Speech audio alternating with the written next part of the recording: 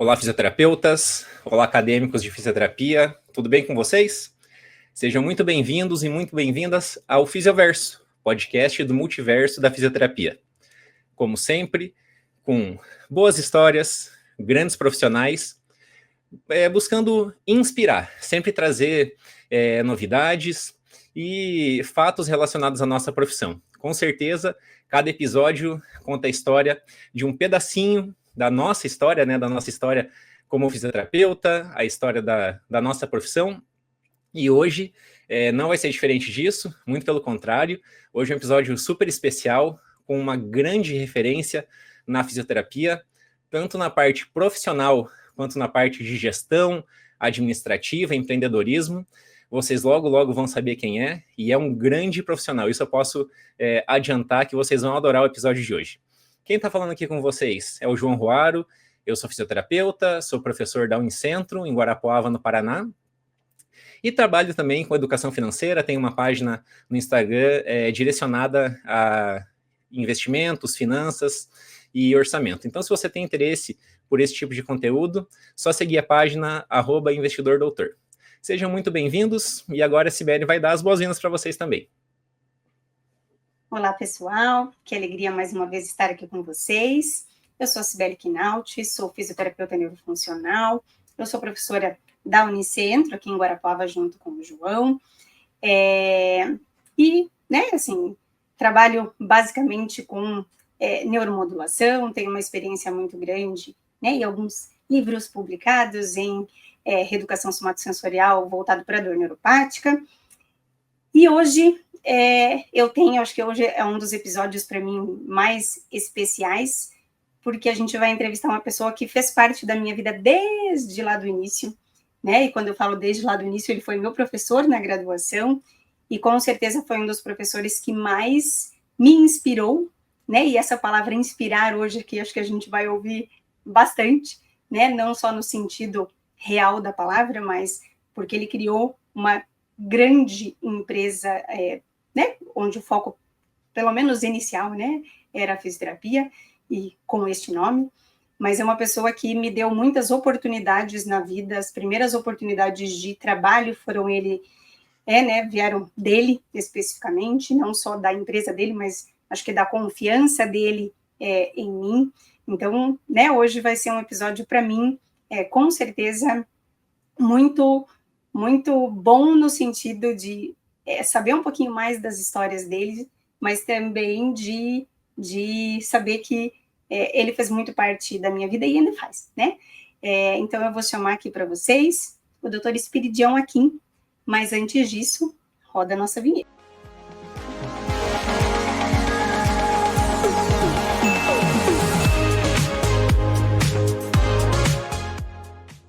Seja muito bem-vindo ao Fisioverso, meu caro Esperidião.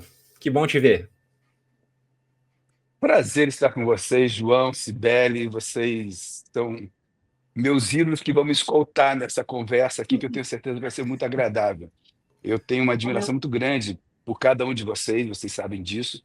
Sibeli, eu tive a sorte de participar da vida dela da mesma forma que ela participou da minha vida. Às vezes ela pensa e eu vejo ela falando que eu participei da construção educacional dela como aluno, mas vocês sabem, vocês estão em sala de aula, a gente aprende muito mais ensinando e muito mais com os nossos alunos do que talvez eles conosco. Então, aprendi demais com você, Sibeli, em várias oportunidades. João, a gente tem uma convivência pequena, pessoalmente, mas uma história de vida que a gente sempre está muito próximo, né? A gente eu acho que temos propósitos muito alinhados e eu tenho uma admiração enorme pelo teu trabalho.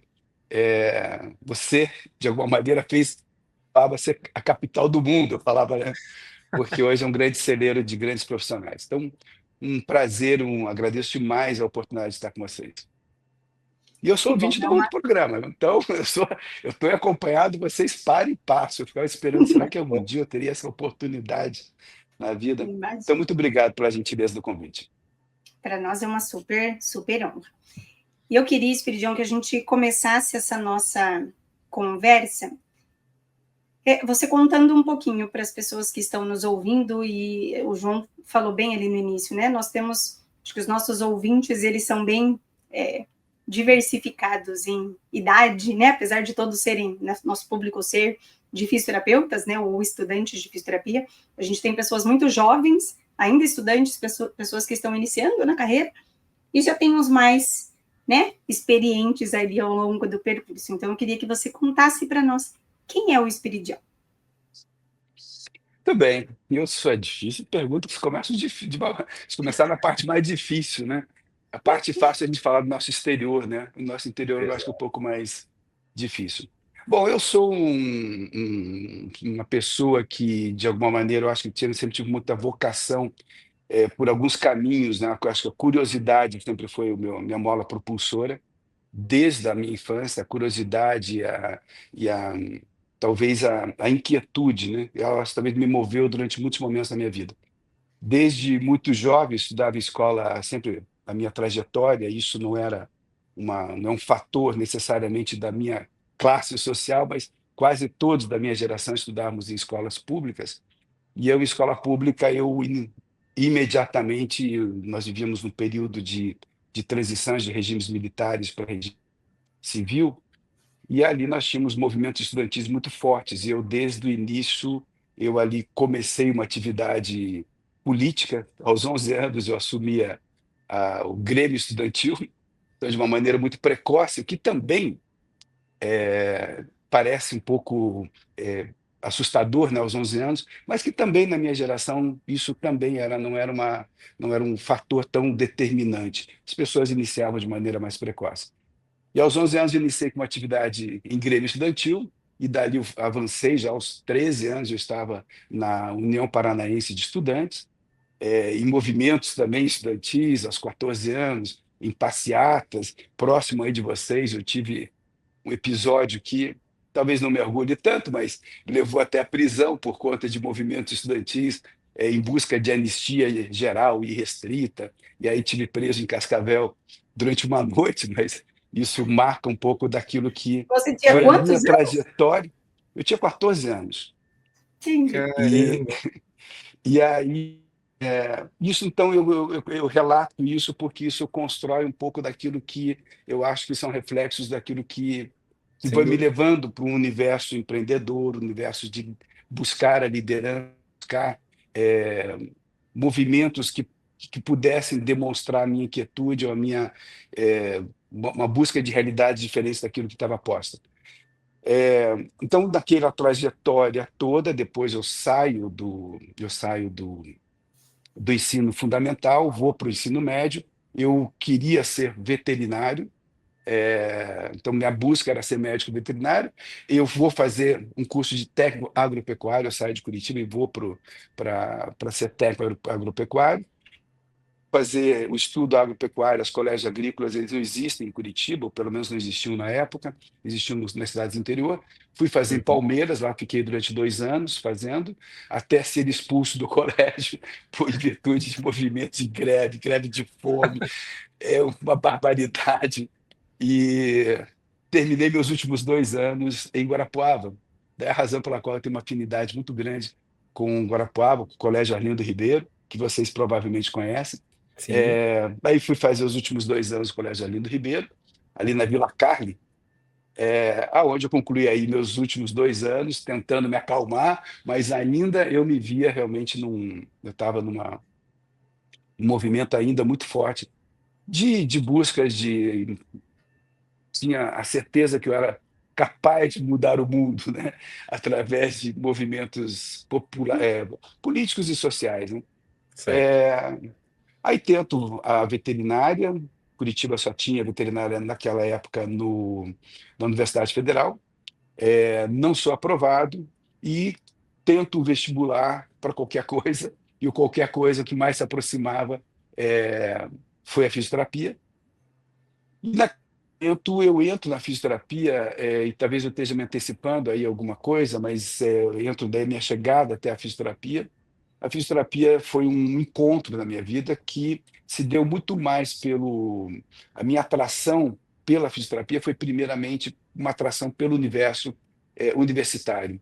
Eu não tinha, eu nunca, o universo universitário me atraiu aquele espaço com diversidades que eu não encontrava dentro da escola.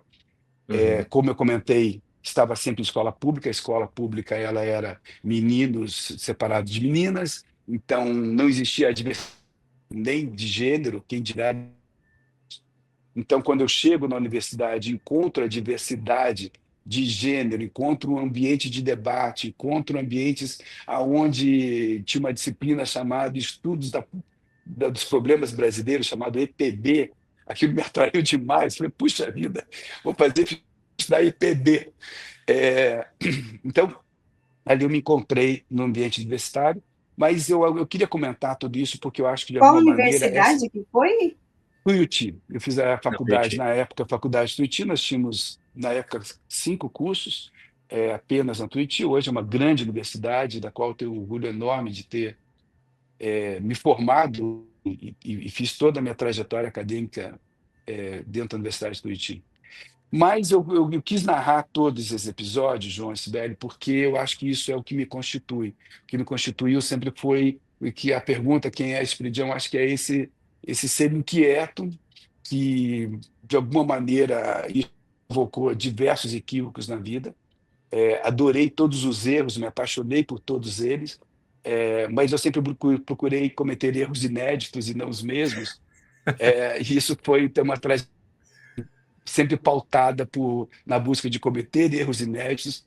Errar, eu acho que o erro tem um certo, eu tenho um certo deleite pelo erro, porque eu tenho certeza que em cada um deles eu pude avançar. Mas eu acho que essa é a minha construção da minha personalidade, da minha natureza, e aí a minha chegada até a fisioterapia maneira. Impecável. Imediatamente eu Em deixo a resumo, veterinária para trás, né? Eu deixo a veterinária para trás por aquele ambiente. Eu falei, Sim. aqui eu me reconheço. E depois tem vários episódios que a gente vai estar certamente tendo oportunidade de Não, estar vamos, falando. vamos Descobrir explorar com Sibeli certeza. quer comentar alguma coisa. não, eu ia falar que, em resumo, Deus foi muito bom com você, né? Porque os teus 3 filhos são uns anjos perto do que você foi. É verdade, Sibeli. Olha, quem Mas conhece os assim, filhos do Espiridião são 3 lords, e é verdade. educadíssimos, tranquilos. Então, Mas Mas eu veja, também não né? sou muito diferente, Sibeli. Eu acho que, de alguma maneira, eu também acabo sendo um pouco mais tranquilo nas atividades diárias, mas a minha cabeça, eu acho que é perturbadora, né? Ela é realmente, a minha cabeça, ela faz muito barulho, Sibeli. Muito menos do que eu faço externamente. Esperidião, mas você contando assim, me veio muito do que eu te reconheço enquanto pessoa, sabe? A tua definição, a tua autodefinição, né, a tua definição própria ali de um cara inquieto, é exatamente isso que você contou. Você não é político, pelo menos não é político de profissão, nunca se candidatou a nenhum cargo político externo, né? A gente tem a política dentro da nossa profissão e a gente vai abordar Uhum, isso ao longo da nossa conversa também. uhum. Para que as pessoas saibam, o Esperidião já foi presidente do nosso conselho regional aqui, o Grifito 8, mas o fazer política, ele é fundamental na nossa profissão. Porque às vezes a grande maioria das pessoas pensa que não, eu não tenho que me envolver com política, pensando nos políticos, porque a gente sabe que essas pessoas que hoje estão nos cargos governamentais, não vou dizer que a maioria, mas talvez sim a maioria ou a grande parte ali, a gente vê escândalos de corrupção, de desvio de dinheiro, de buscar o benefício próprio, sendo que ele é um representante do povo, né? Ele foi eleito não para representar a si mesmo ou uma pequena categoria, e sim atender as demandas da população. Mas você falou lá desde os teus 10, 11 anos que você já começou com o movimento estudantil. Então, assim, essa tua inquietação, sem dúvida nenhuma, fez você trilhar o caminho para você chegar onde você está hoje. E hoje, para que Uhum. todas as pessoas saibam também, elas vão conhecer a tua história ao longo do episódio aqui, mas você é um cara que, talvez, dos fisioterapeutas que eu conheço, está entre os top 3 que mais obtiveram sucesso na nossa profissão.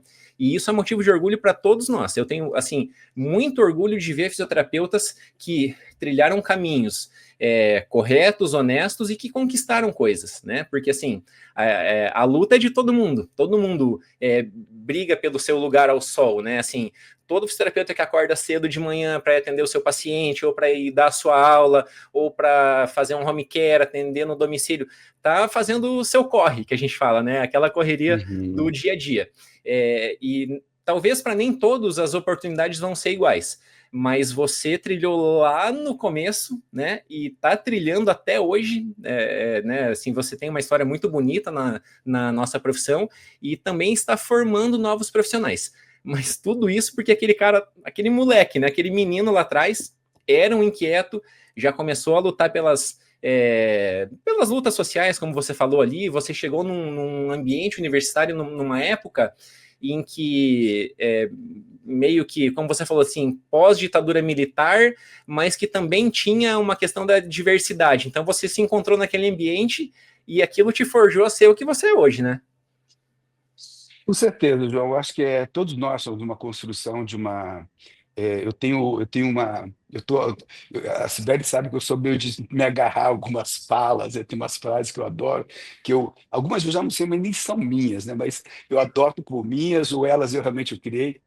Mas eu tenho seguido hoje, João, muito uma coisa de um orgulho pelo passado e uma paixão pelo futuro. Eu acho que a gente tem que se orgulhar do passado e nós somos constituídos disso. E não nós somente como seres humanos, mas nós como categoria, nós como sociedade, Uhum. nós como seres humanos e que vivemos em comunidade. Eu acho que a nossa história, das nossas comunidades, da nossa história como categorias profissionais ou individualmente, elas constituem aquilo que nós somos hoje e aquilo que nós vamos prosperar para o futuro. Eu acho que negligenciar o passado, eu acho que é andar para o futuro de uma maneira muito anárquica, a ponto de que a gente possa se perder. E isso é um fator importante, vocês destacam isso, eu tenho acompanhado o trabalho de vocês e a importância de vocês trazerem registros históricos, pessoas e vocês têm essa preocupação de questionar sempre da onde que as pessoas vieram. Porque essa história da fisioterapia é importante que hoje estão iniciando aqueles que já estão em carreiras, que eles sempre olhem pelo retrovisor, dê uma espiada pelo retrovisor, porque esse caminho não foi. Eu sorte de ter antepassados muito vitoriosos, pessoas que desbravaram, que construíram um Conselho Federal, que construíram de uma profissão, que construíram associações, construíram sindicatos, que andaram, enfim, trilharam caminhos que hoje a gente pode desfrutar. E eu tenho também a satisfação de poder ter participado de uma parte dessa história, mas eu acho, João, que a construção de cada um de nós e da nossa história como profissão, ela tem que ser registrada. A gente, apesar da gente ter um mantra de que nós temos uma profissão, gente, ela é relativamente jovem, é uma profissão que deve chegar em breve aí aos seus 60 anos, e estamos aí aos seus 55, 56, chegando aos 56 anos, Uhum. é uma profissão relativamente jovem quando a gente pensa que naquelas outras profissões que são historicamente como medicina, como engenharia, direito, que tem aí, são centenárias. Mas eu entendo que a gente tem que olhar para 1969. A gente tem que olhar o que aconteceu em 1969 que nos trouxe até aqui. O que Claro. acontece em 1975 que a gente consegue um Conselho Federal e depois os regionais que nos trouxe até aqui. Então, acho que cada um desses movimentos, 1994, o que acontece com jornadas de trabalho, movimentos políticos, eu aqui narrei movimentos políticos, mas em paralelo a tudo isso e dando função a tudo isso, a ciência nos empurrou até aqui. Nenhuma profissão, eu sempre acho que a lei ela emerge da ciência. As pessoas, se hoje a gente usa a segurança obrigatório, é porque a ciência demonstrou que o uso de cinto de segurança nos produz menor sinistralidade.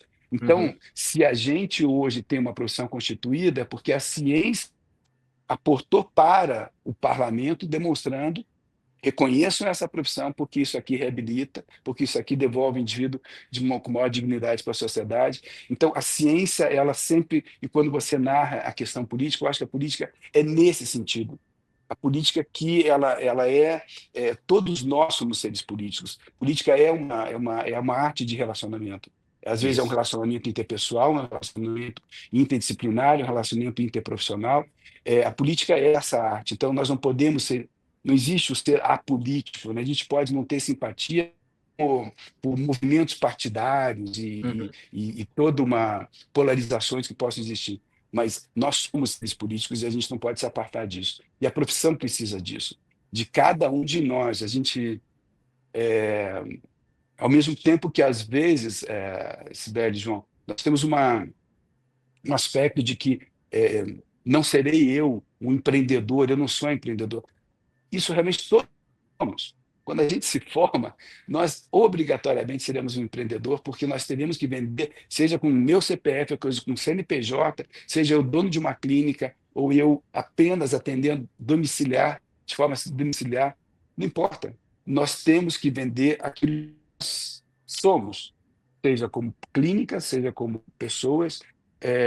Então, de novo, nós somos seres de relacionamento, portanto, somos todos seres políticos, né? Uhum. Maravilha. Esse é o Espiridião, pessoal. Cada conversa é uma aula. Isso mesmo. Sim.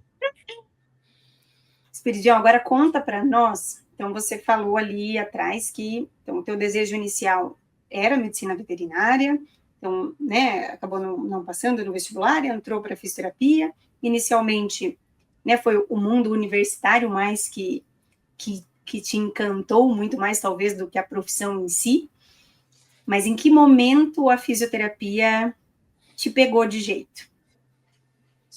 Sibeli, a gente tem, eu acho que eu sou muito motivado por histórias boas e desafios. Eu tinha um professor que talvez eu tenha tido também ele como professor, que era o Canísio. Ele foi um professor de pneumo, e eu já tinha uma história dentro da faculdade que passar na disciplina do Canísio era algo improvável para qualquer pessoa.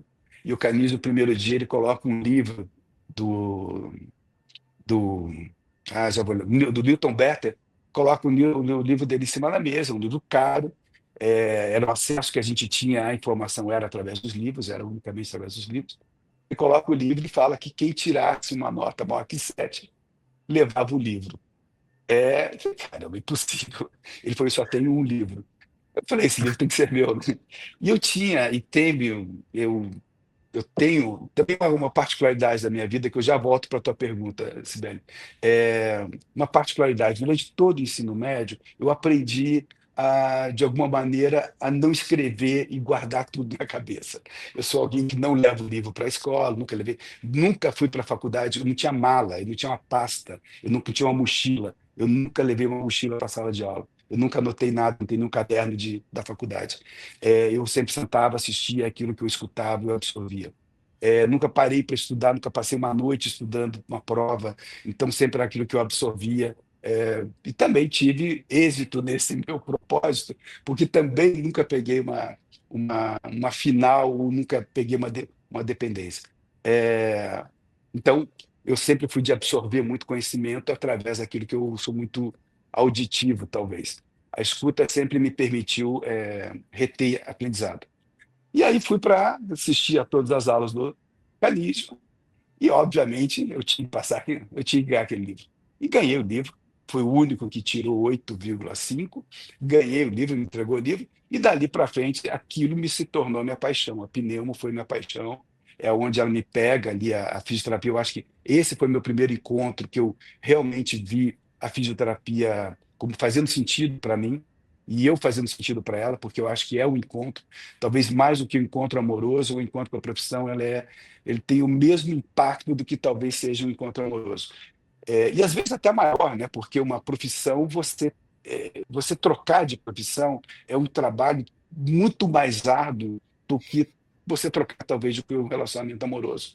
Relacionamento amoroso, você troca, tira a aliança, e dia seguinte cada um pega a sua roupa e vai embora. Ficam aí certas marcas e certas sequelas, mas as pessoas têm uma facilidade muito grande de trocar de relacionamentos amorosos. Um relacionamento profissional é um trabalho extremamente árduo, né? Se dedica no mínimo uns 4, 5 anos dentro de um banco escolar, e depois trocar de profissão, acho que é um. Mas ali foi meu encontro, e foi um encontro muito virtuoso, eu entendo assim. A Pneumo foi onde eu me encontrei, passei a acompanhar o Canijo nos locais onde ele atuava, onde ele trabalhava, E teve ali, eu já posso pular para uma outra parte até, antes de chegar. Dentro da faculdade, eu comecei a fazer alguns estágios. E um dos estágios que eu fiz foi no Instituto de Previdência do Estado do Paraná, o antigo IP. Ali aí fazia estágios todas as tardes. Na época era muito, eu fazia estágio ali, no final de semana eu fazia estágio no clube de futebol, atendia jogadores aí no esporte, em futebol mais de várzea, e ali entrava se alguém se machucava, então futebol, fim de semana fazia desportiva, durante a semana traumato, acompanhava o professor Canizes terças e quintas nos estágios dentro do hospital, e ali foi me constituindo. Mas eu queria contar uma particularidade que depois constrói toda uma história lá para frente. Eu não tinha Uhum. dinheiro para pagar a faculdade. Uma família modesta, mas nunca me faltou absolutamente nada. Mas eu não tinha dinheiro para. Era difícil para mim, para os meus pais. Para meu pai, que minha mãe já havia falecido. É, e aí eu fui atrás de uma bolsa de estudos. E eu tentava uma bolsa de estudos, tentei uma bolsa de estudos com todos os políticos que existiam em Curitiba. E falaram para mim, a única pessoa que pode dar bolsa de estudos é o, o, o chefe da Casa Civil. Eu passei todos os dias visitar esse chefe da Casa Civil. E esse homem não me atendia. Quando me atendia, ele dizia que não tinha, que a bolsa não estava liberada e tal. E eu ia repetir aí esse exercício todos os dias. Eu ia, ficava sentado, esse homem me via passar. Muito bem. No meio do caminho, meu pai conseguiu uma bolsa com um senador que me deu bolsa até o final do meu curso.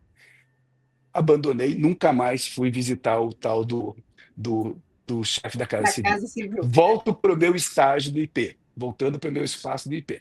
Estou no IP depois de tanto tempo, junto com a Jaqueline, Álvaro Wolff, Maria Cecília Baggio, que eram meus orientadores. Aparece esse homem, aquele chefe da Casa Civil. Depois de alguns meses, muitos meses, aparece esse homem numa cadeira de rodas, vítima de um trauma, passou muito tempo dentro do hospital, vem agora para fazer a reabilitação dele. E eu vou atender esse homem. E começo a atender esse homem. E esse homem, ele falou para mim, eu estou lembrando de você. Eu falei, é verdade? Aí a gente criou um bom relacionamento. E ele falou, e a tua bolsa de estudo? Eu falei, já consegui minha bolsa de estudo. Ele falou, mas eu vou te dar a tua bolsa de estudo. Eu falei, eu não preciso mais da bolsa, que eu já ganhei a bolsa.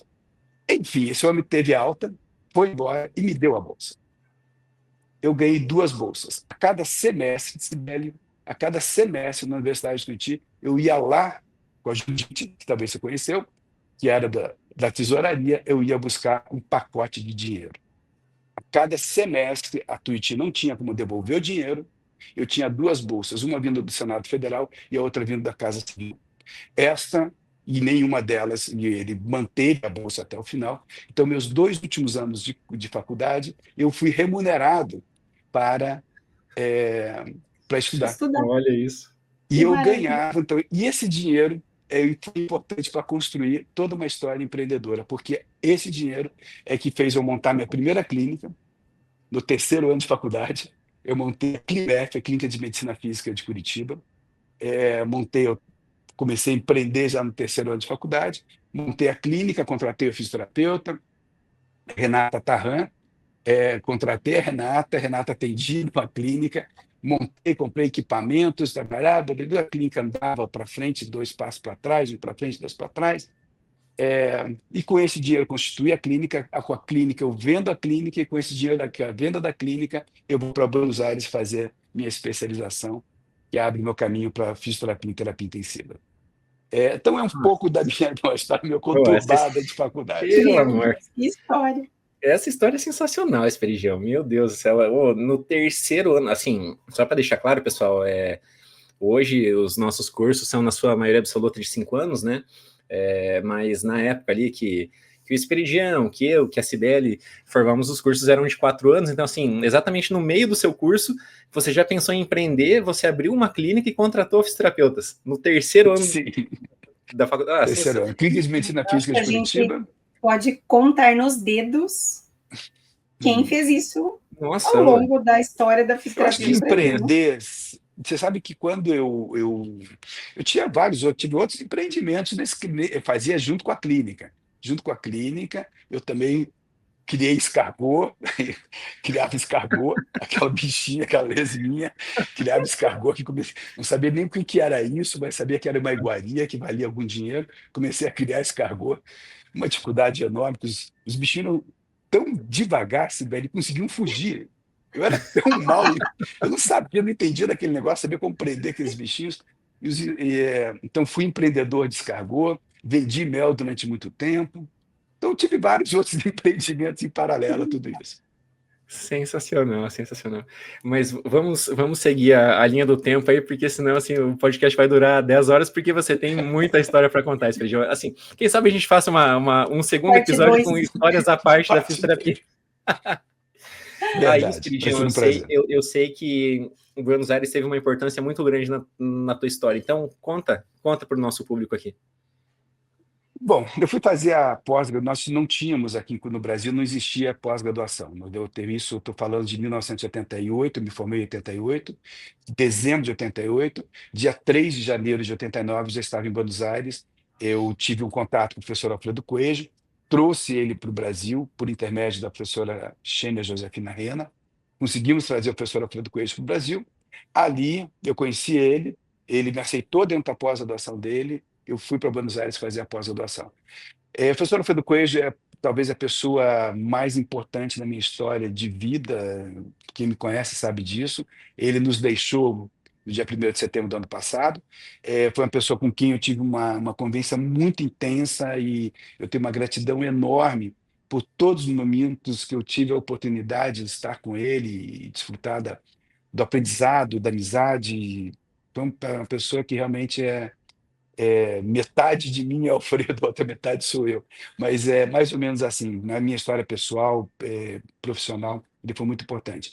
E aí ele conheceu o professor Alfredo Coelho, que era a pessoa que escreveu a história e construiu a história da fisioterapia cardiorrespiratória, não só na América do Sul, mas para todo mundo. Foi a primeira pessoa a descrever a distribuição ventilatória, que nós somos capazes de distribuir volumes para cada espaço do nosso pulmão através da musculatura. Ele foi a primeira pessoa que destacou que o movimento ventilatório é um movimento realmente muscular, mais do que o movimento simplesmente pressórico. Então, ele tem várias, que hoje parece tão óbvio, mas alguém tinha que descobrir a sua Olá, né? realidade lá atrás. E a partir disso, ele construiu vários outros caminhos. Com ele, eu tive a oportunidade de escrever 3 livros, e depois outros que eu escrevi sozinho, ele contribuiu com outros.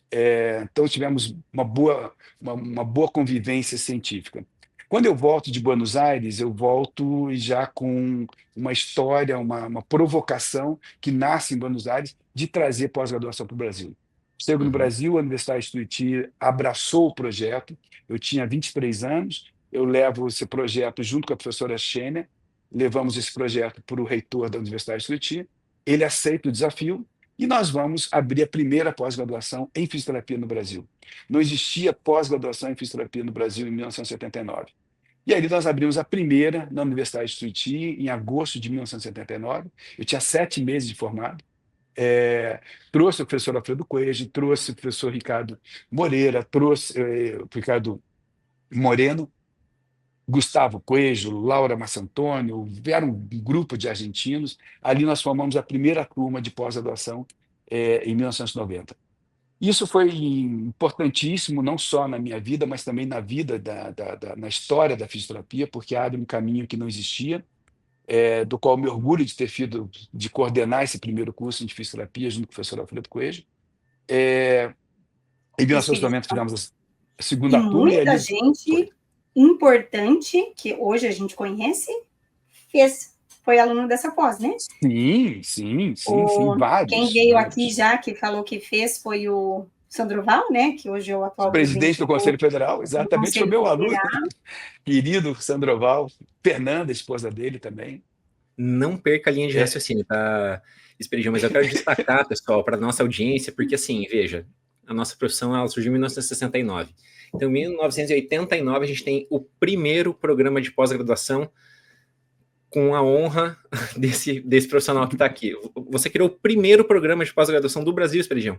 Sim, não existia, inclusive, foi curioso porque a entrada do nosso projeto dentro do Conselho Nacional de Ensino ele causou uma estranheza, porque eles não sabiam se levavam isso para o Conselho Nacional de Saúde e para a Educação.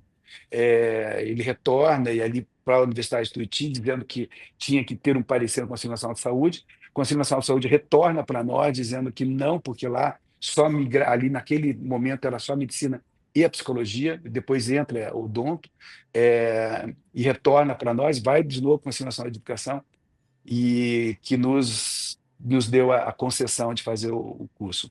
Esse curso nunca deixou de existir. Esse curso ele existiu dentro da Universidade de Tuiuti sob a minha coordenação até 2006, quando ele migra para dentro da Faculdade Inspirar. Eu tinha ali, em determinado momento, eu já estava com Inspirar, havia um conflito de interesse, eu declinei da Universidade de Tuiuti com o consentimento do reitor. Trouxemos ele para dentro da Inspirar, e é um curso que hoje ele deve estar completando os seus 38 anos, mais ou menos 37 anos. Esse curso é ininterrupto? Ininterrupto. Nossa, inacreditável. Inacreditável. E nesse curso também várias pessoas que eu tenho também, eu tenho por destacar inúmeros, para não ser injusto com ninguém. Você falou de Sandro Val, eu preciso falar do Marcelo Xavier. Marcelo Xavier, que hoje é meu sócio, foi meu aluno. Eu acho que formei contigo, Sibeli. Não. Não, assim, o Marcelo foi meu professor.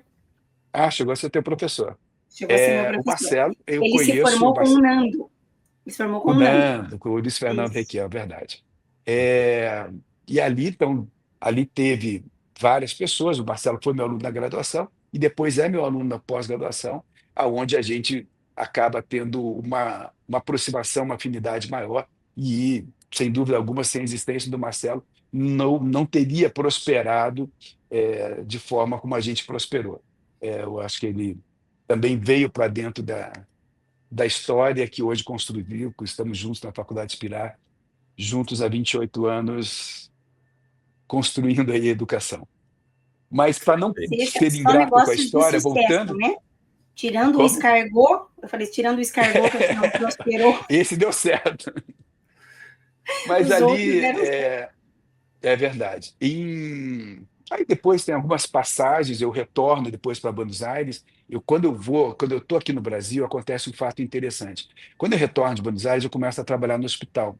Começo a trabalhar no hospital evangélico e no hospital de clínicas. E eu vinha nós não tínhamos a fisioterapia em terapia intensiva no Brasil. Existiam alguns focos de Andréa Miller fazendo um trabalho brilhante aqui em Curitiba, na Santa Casa. Tínhamos Marinês Feltrin, tínhamos Carlos Azeredo, no Rio de Janeiro, Antônio Duarte, algumas coisas esparramadas pelo Brasil. Curitiba a terapia intensiva funcionava de segunda a sexta, e eu entro no hospital de clínicas, passo no concurso, começo a trabalhar no hospital de clínicas, e eu quero trabalhar sábado e domingo, e eu vou trabalhar sábado e domingo. Eu começo aí sábados e domingos para atender os pacientes da UTI, e fui proibido de fazer isso. Obviamente, por uma questão de trabalhista, o hospital me proibia de... Aí me proibiu o acesso pela frente, comecei a entrar pela biblioteca, que entrei lá pelos fundos do hospital, e continuei atendendo, porque eu achava que era uma obrigação, não era e defendia isso, e como eu defendo até hoje. Hoje é tão óbvio fazer fisioterapia de segunda a segunda dentro de um ambiente hospitalar. E até que um dia o hospital, o diretor me pega, faz uma tocaia e me pega no final de semana trabalhando, e ele fala para mim: ou você é exonerado ou você pede tua saída daqui. Eu falei: eu prefiro sair, pedir, eu me exonerei e saí do hospital de clínicas. E também eu vi que ali também eu acho que é um aspecto importante. A gente tem que respeitar a nossa natureza. A minha natureza nunca foi uma natureza que pudesse funcionar com horários marcados. Eu não tenho essa vocação, esse talento para ser um funcionário, que é um talento, é realmente um talento. Isso não é melhor que o outro, mas eu não sou esse ser humano. Eu sempre falei que as pessoas, de alguma maneira, é como você entrar num parque de diversões, né? Tem pessoas que se sentem muito confortáveis entrando no parque de diversões e andar no carrossel. É um movimento estável, sem muitas emoções, mas ele é estável, você não vai ter nenhuma surpresa por ali. E outras pessoas entram no parque de diversões e entram numa montanha-russa. Ela sobe, de repente já faz um loop, ela te leva para baixo, você não sabe se vai voltar a subir. E assim somos nós na vida. Eu vejo que ou nós temos vocação profissional para atuar nessa estabilidade, é uma estabilidade que realmente é um talento, volto a dizer, é um talento daquele que realmente se e consegue produzir tanto quanto o outro. Mas ele está ali, a busca dele é todo ficar ali, não tem grandes aventuras econômicas, nem grandes aventuras de riscos. Ele está ali naquele carrossel e fica ali, todo mês tem o seu dinheiro, todo mês chega quinto dia útil, recebe o seu dinheiro.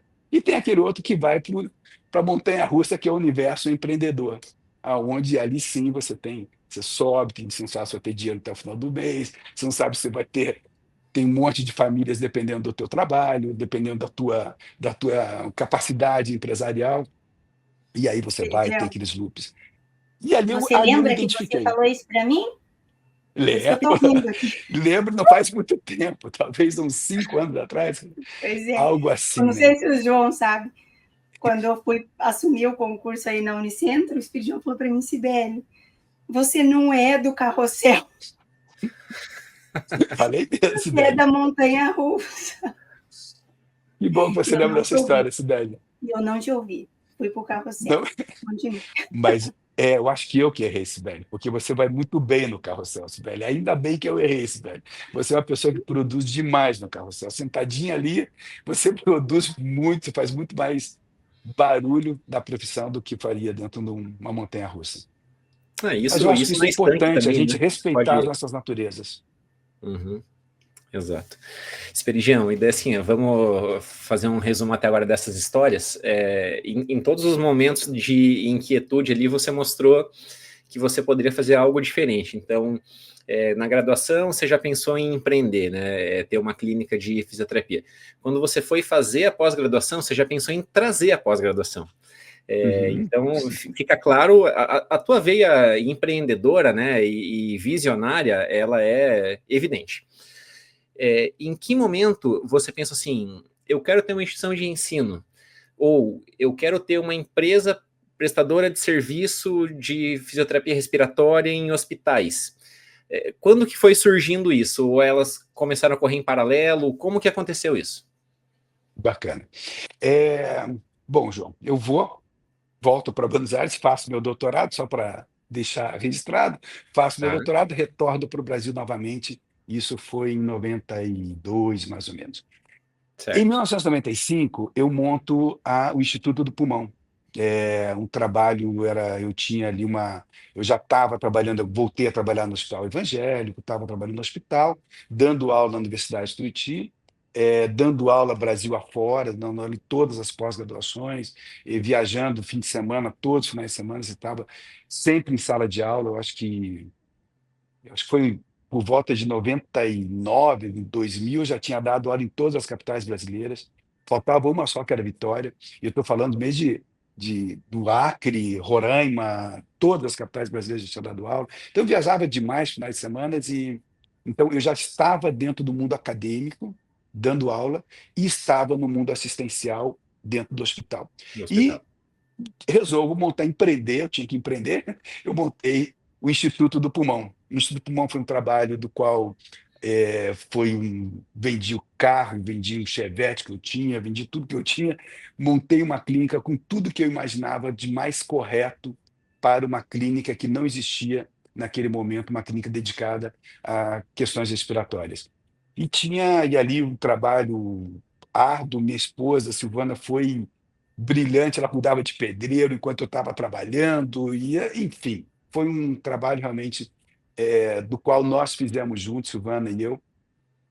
Montamos, clínica pronta, totalmente disruptiva, uma clínica lindíssima. É, E ali nós tínhamos um propósito, João, eu tinha na minha cabeça que alguém, para se tratar, ter, ele precisa assumir a responsabilidade da sua doença. E tenho Certo. comigo até hoje isso. Eu acho que enquanto a gente não empoderar o paciente, ele não avança no processo terapêutico. O paciente tem Então, que ser isso para peça mim era ativa. Tem que ser. é, ele tem que ser, ele é a peça, ele é o protagonista do processo. Então eu tenho que empoderar ele de informações. Então nós tínhamos, como propósito do Instituto Pulmão, eu tinha um espaço, uma sala de aula que foi montada para dar aula para os pacientes. Então eu tinha grupo de asmático, tinha grupo de apneia do sono, tinha grupo de enfisematose, e ele tinha que assistir a aula. Ele vinha se tratar, ele tinha que assistir a aula todas as quintas-feiras. Eu ia lá e dava aula para esses pacientes. Os pacientes começaram a trazer seus médicos, às vezes, juntos, que achavam interessante, alguns médicos começaram a participar. Depois a gente viu que nisso, no meio do segundo ano, o Marcelo era meu estagiário. Eu falo, Marcelo, a clínica não anda muito bem aqui, eu preciso de uma ajuda. Marcelo entra como sócio da clínica, e aí já está Marcelo Xavier e eu dentro do Instituto do Pulmão, e as coisas acontecendo, essas aulas ali, e as aulas começaram a crescer de uma tal maneira que já não eram mais só pacientes, eram cursos que nós começamos a fazer para fisioterapeutas, cursos que nós começamos a fazer para equipes multidisciplinares. Isso começou a prosperar. Junto com isso, eu já estava dentro do hospital, continuava dentro do hospital. E Uhum. ali, de novo, eu vou voltar para a minha natureza. A minha natureza, ela não funciona para clínicas. Eu descobri que realmente eu não tinha essa vocação de o paciente vir até mim, eu não tinha essa passividade, eu não tinha suportava essa coisa de ter o horário do paciente, aquilo não me gerava prazer. Existe um aspecto, esse Sibeli já ouviu falar várias vezes isso, o trabalho tem que divertir. E se eu não estiver me divertindo no trabalho, eu não consigo gerar riqueza através do trabalho. O trabalho tem que gerar riqueza. Riqueza é a riqueza não econômica, não monetária, mas a riqueza de bem-estar para mim e para aqueles que trabalham comigo. Então, se eu não me divirto nele, e eu não estava me divertindo atendendo pacientes na clínica, ali eu decidi, eu vou rachar essa clínica. Vou fechar e vou dividir em dois espaços. A parte assistencial, ela vai para dentro do hospital. A parte de educação, ela vai para dentro de uma sala de aula. E ali nasce a Profísio, aonde eu montei, junto com a Rejane, montamos a Profísio, uma empresa dedicada à fisioterapia hospitalar, que começa no Hospital Vita, aqui em Curitiba, e do outro lado, com o Marcelo, montei a Inspirar. Isso foi Montamos a que ano? Inspirar de um lado, e isso foi em 1996. 96. Então elas 1996. nasceram juntas. Juntas. A Profísio nasce no dia 6 de dezembro, a Inspirar nasce no dia 8 de dezembro. 8 de dezembro. E ali nascem as duas empresas. A Profísio é uma empresa de fisioterapia hospitalar que nasce no Hospital Vita, junto com a Rejane. Nós dois começamos esse trabalho em 1996. A Rejane me deixa em 2002, mais ou menos, e ela vai, hoje, a nossa franqueada em Vitória, no Espírito Santo, franqueada da Inspirar. Então, ali a Profísio é uma empresa de fisioterapia hospitalar, cujo objetivo era gerar excelência, agregar valor para dentro do hospital através da fisioterapia. Foi prosperando, prosperando, prosperando. A Profísio hoje atende a 19 hospitais no Brasil, são 11 aqui em Curitiba, atendemos São José dos Pinhais, atendemos hospital em Colombo, hospital em Balneário Camboriú, 2 hospitais em Belém. Hoje é uma estrutura de gestão e treinamento de pessoas, são algo em torno de 500, 480, 500 fisioterapeutas que trabalham hoje na Profísio. Profísio é uma empresa que foi galgando espaços dentro da excelência, acompanhamos todas as certificações da ONU, certificações internacionais, canadense, certificação da Joint Commission. Enfim, fomos buscar a excelência e somos obcecados por excelência. Hoje nós temos uma equipe que faz essa gestão, tanto assistencial como a gestão de treinamento de pessoas, Uhum. e temos vários KPIs, vários indicadores de resultados, do qual eu tenho um orgulho muito grande. Eu acho que ela mudou um pouco da história da fisioterapia e terapia intensiva no Brasil inteiro.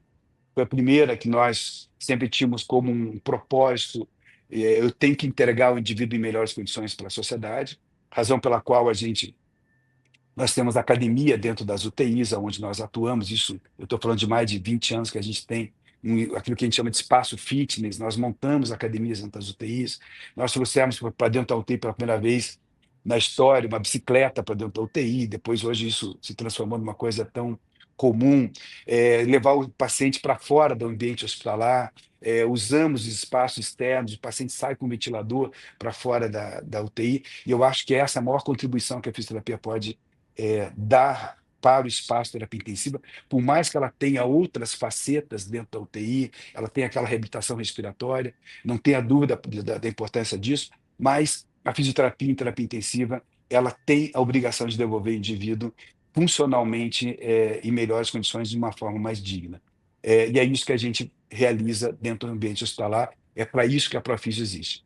E do outro lado veio a Inspirar essa instituição que inicia com pós-graduações com a bandeira e com a chancela de outras universidades, foi o caso da Universidade de Tuiuti durante um tempo, foi no caso da Universidade da Uniandrade, depois Sesumar, e em um dado momento a gente percebeu que nós tínhamos que ter a nossa própria gestão acadêmica, e aí em 2010 nos transformamos em faculdade. Hoje a Faculdade Inspirar já formou mais de 200 mil profissionais ao longo da nossa história. Tive a sorte e a honra de trabalhar durante muitos anos com a Cibele como nossa diretora acadêmica, e aí ela resolveu sair Da da montanha-russa. montanha-russa e pular para o carrossel, mas continua conosco em várias e várias, inúmeras empreitadas e sala de aula. É, e ali a Faculdade Inspirar, com o propósito de realmente fazer algo que pudesse nos orgulhar, que pudesse. A gente tem uma responsabilidade muito grande, João, sobre 200 mil pessoas que hoje nós conseguimos formar. É uma responsabilidade que ela é eterna, ela não é efêmera, ela não é o momento dele de sala de aula. Nós entendemos que a gente tem uma responsabilidade sobre cada um que passou por aqui. Razão pela qual a gente tem programas de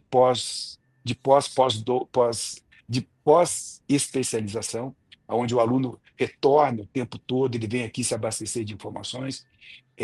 A Inspirar é muito mais um propósito do que necessariamente um negócio. E eu acho que de alguma maneira, todo negócio ele tem que ter um propósito, né? E se a gente não tiver a realidade desse propósito, não tiver concretizado esse propósito, eu acho que é difícil que ele prospere. E a Inspirar nasceu com essa, com essa veia da qual tanto eu quanto o Marcelo vínhamos de sala de aula. Nós queríamos trazer todas as virtudes que a gente aprendeu nas universidades que a gente trabalhou e também corrigir todos os defeitos que um dia a gente enxergou em cada uma delas. Então, a gente trouxe todo o modelo arquitetônico. Nossas salas de aula têm um modelo arquitetônico que busca dar mais conforto para o aluno, porque as nossas aulas elas duram 8 horas. Habitualmente, o aluno chega no sábado de manhã e sai daqui no sábado à noite, quase. Então, eu tenho que ter aulas confortáveis, ambientes agradáveis, eu tenho que ter um conforto para o professor. A gente trouxe dentro dos nossos propósitos a questão de que só ensina quem faz. A gente tem isso até hoje. Isso pode doer, às vezes, ao ouvido do universo acadêmico, e eu entendo qualquer posição diferente, mas nós não temos nenhuma diferenciação de remuneração para o grau acadêmico do professor dentro da pós-graduação. A graduação, sim, a gente obedece uma questão realmente de remuneração baseada no grau acadêmico. Mas dentro da pós-graduação a gente não tem nenhuma diferenciação. Vocês sabem disso, que grandes pessoas como Carlos Alberto Azeredo, que fez parte da nossa história, da história da fisioterapia cardiorrespiratória, ele nunca teve, não teve não tinha especialização, era um graduado que tinha uma bagagem e trazia muito para dentro da sala de aula. Então, nós entendemos que a pós-graduação, a especialização, ela tem essa moldura. Eu preciso ensinar a fazer, e só quem é dotado disso é quem faz. Então, nós não temos essa diferenciação de remuneração do grau acadêmico. Nós queremos que o indivíduo saia de dentro da sua clínica e entre dentro da sala de aula. Ele sai de dentro do hospital e vem para dentro da sala de aula. E esse foi o motivo do qual eu saí de dentro da sala de aula, João. Eu sempre tinha um prazer enorme, eu acho que isso sempre foi muito patente na minha vida. A sala de aula era parte integrante do meu corpo. E eu abandonei a sala de aula quando eu começo a ser uma fraude. Eu deixo a assistência, quando eu largo a assistência, eu tinha que largar a sala de aula. Eu não consigo compreender a sala de aula longe da assistência. E eu acho que esse é o grande desafio, a razão pela qual a Inspirar passou a existir, que é diminuir o abismo entre a academia e a sociedade, academia e assistência. A pós-graduação, lato sensu, a gente não está falando de stricto sensu, acho que é outra vertente, mas a lato sensu eu entendo que ela tem que ter esse compromisso de... Eu tenho que despertar a, a inquietude, eu tenho que despertar a incerteza, eu tenho que despertar a própria ignorância, a gente tem que despertar isso no aluno, e isso só vem sob a luz da ciência. Então, é claro que a ciência ela vai estar acompanhando, não estou aqui defendendo, fazendo qualquer apologia de que a pessoa venha para dentro da sala de aula ensinar a sua prática. E da onde Claro. que vem isso? Eu faço assim, sempre foi assim. Não, absolutamente. Ele tem que ter, obviamente, hoje a fisioterapia, creio que acho que a gente houve um tempo que a gente debatia isso, né? Hoje não faz talvez parte do nosso debate de que eu sempre fiz assim e dá certo. Eu acho que isso, eu tenho uma quase convicção de que a fisioterapia deixou isso para trás, de que eu continuo, eu uso fono, mais ou menos, mas sabe, É, Sibeli, será que alguém é usa o que fono de mira deveria, ainda né? porque diz que dá certo? Mas eu acho que, eu sei, eu Infelizmente, tenho acho uma... que ainda tem, mas cada vez menos, com certeza.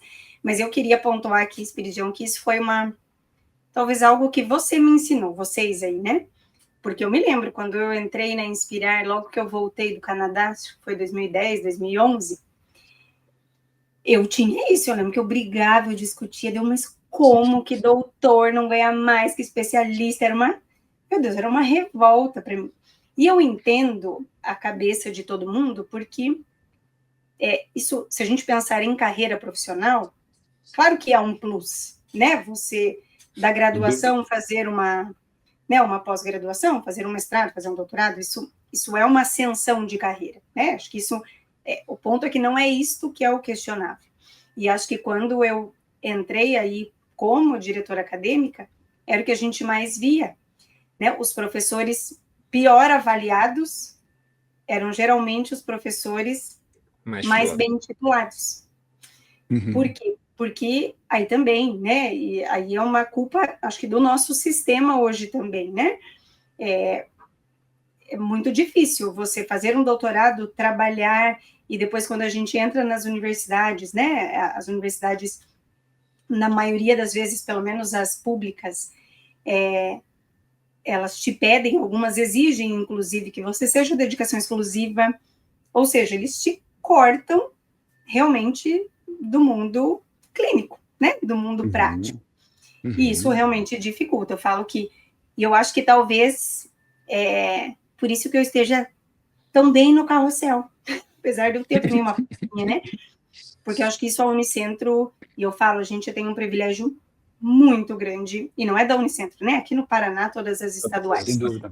Eles não nos obrigam, mas eles nos permitem fazer a parte clínica. Então, a gente faz o que a gente chama aqui de plantão docente, eu e o João, por exemplo, né? Mas vários colegas também, a gente atende hoje 20 horas por semana. E paciente, não é todo mundo, mas é supervisão de estágio. Não, supervisão de estágio é outra atividade. A gente tem pacientes nossos que a gente atende, a gente não pode ter aluno, é paciente da Cibele, é paciente do João. Então, a gente atende 20 horas por semana. Então, é uma carga bastante, né, grande se a gente pensar mais 40 horas de docência, eu na coordenação do curso, enfim. Então, não sei que horas que a gente dorme, mas tá bom. Que delícia ouvir isso. Mas, por outro lado, eu hoje concordo exatamente com tudo que você falou e reforço uma coisa que eu já tinha entendido lá atrás. Eu mudei 100%, me mudei enquanto professora. Que bacana. Porque, assim, muitas coisas, né? E eu acho que, claro, na neuro, isso para mim é muito claro, porque é a minha área de atuação, eu só atendo na neuro, mas acredito que nas outras áreas também, assim, muita coisa que a gente estuda, que eu sempre ensinei, que eu defendia, na prática não é exatamente assim. Né? E a gente tem que saber, realmente, não, eu faço assim, dá certo, mas eu preciso ter esse raciocínio clínico de unir a ciência com a realidade. né? A gente trabalha aqui com seres humanos, e o ser humano não eu posso ter a mesma doença, eu posso ter exatamente a mesma, né, a mesma base ali de disfunção, mas a gente está falando de pessoas, né? E cada Que pessoa bacana ouvir isso, responde, Sibeli. e assim, por isso que eu estou aqui tranquilinha no carrossel. Nada muito tranquila, mas estamos indo. Um carrossel mais aceleradinho, está na velocidade máxima. Mas se mantém assim, Sibeli, tendo muito bem. Mas que delícia ouvir isso, Sibeli, porque realmente eu acho um compromisso e eu vejo que eu tenho uma preocupação muito grande, você sabe disso. Eu tenho uma certeza, a Faculdade Inspirar, como qualquer outra instituição de ensino, ela tem uma concessão. É uma concessão tão delicada, gente, é tão delicada a gente tratar com a formação de um ser humano, a formação de uma pessoa. Ali existe não só investimento pecuniário, existe um investimento pessoal, existe uma expectativa das pessoas. A gente tem um tagline, o nosso tagline move a sua vida, né? E realmente a gente entende que esse é o nosso compromisso. Eu tenho que mover a vida das pessoas. E mover a vida das pessoas, não existe nada, absolutamente nada, que consiga mover, dar mais mobilidade social do que a educação. A educação é o maior elevador social. A gente sabe que hoje, para você ter uma ideia, a pessoa para mudar de uma coisa absurda, né? Mas uma pessoa num país como o Brasil, ela leva 9 gerações para mudar de classe social. E isso é o fisiológico, é o orgânico da nossa sociedade. Ela leva nove gerações para mudar de classe social. A educação é o único fator acelerador disso. Então, a única forma, se de repente, dentro de quantas experiências nós já tivemos aqui, da pessoa ser o primeiro graduado da sua família. E quantas vocês já tiveram aí, principalmente, eu acho que esse é um compromisso até de instituições, de todas elas, públicas e privadas, e que, de repente, você vê a mobilidade social que isso gera dentro de uma. E não só por ele, mas porque ele certamente vai ser disruptivo para toda uma cadeia familiar. Então, vai ter uma cadeia familiar que vai ter um espelho ali que eu tenho alguém que já fez uma graduação, logo eu posso também. Então, a maior mobilidade que nós temos dentro da sociedade é através da educação. E eu acho que isso é um compromisso das instituições de ensino. Voltando para a questão da prática, eu acho que quando o aluno vem para dentro de uma pós-graduação, lato sensus, ele tem uma expectativa de que aquilo vai mudar a minha forma, o meu raciocínio clínico e a minha aplicabilidade terapêutica. Houve um tempo que as instituições de ensino elas tinham um compromisso, transformar informação em conhecimento. E transformar informação em conhecimento é aquilo que você pega, aquilo que está escrito, e o conhecimento é aquilo que você adquire a habilidade de fazer. Talvez hoje o desafio seja transformar conhecimento em mudança de comportamento, que eu acho que talvez seja a próxima etapa e é o seu grande desafio. Porque uma coisa é você ter conhecimento, a outra é você mudar o comportamento. Porque conhecimento, eu tenho conhecimento de que beber e dirigir não funciona. Eu tenho esse conhecimento. Mas isso não necessariamente muda meu comportamento de beber e não dirigir. Então, a educação ela tem que produzir a transformação de informação para conhecimento, e agora o grande desafio é fazer com que o conhecimento mude comportamento. E isso é o maior elemento de transformação social.